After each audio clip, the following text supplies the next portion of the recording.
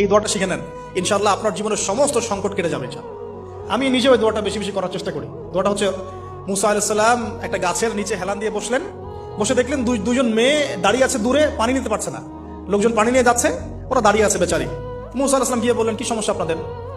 এটা নিয়ে আপনারা আবার মেয়েদের সাথে কথা বলার চেষ্টা করেন, ঠিক আছে? তো মাহারাম গায়রা মাহারাম মেনে চলে। তারা বললেন যে আমাদের বাবা অনেক বৃদ্ধ মানুষ, আমরা পানি নিতে পারি না যতক্ষণ না আমাদের কম পানি নিয়ে চলে যায়। মুসা আলাইহিস সালাম একটু বললাম না, ফিজিক্যালি খুব স্ট্রং ছিলেন, থাকে না বডি বিল্ডার, সামনে গিয়ে কথা বলে সরব পানি দিতে দাও, তখন মানুষ একটু মূল্যায়ন করে না। তো মুসা আলাইহিস সালাম এভাবে পানি নিয়ে দিলেন এবং বাছুরদেরকে পানি পান করালেন, করিয়ে গাছের নিচে এসে বসে আছেন। বসে বসে তিনি দোয়া করছেন, এই যে দোয়াটা তিনি দোয়া করছেন, রব্বি, একটা নেক কাজ করলেন, নেক কাজ করলেন না, মানুষের উপকার করলেন, নেক কাজ করে এসে গাছের নিচে বসে দোয়া করছে, আল্লাহ এখানে তো আমার খাবার পানি বাসস্থান কিছুই নাই, আমি কি করব?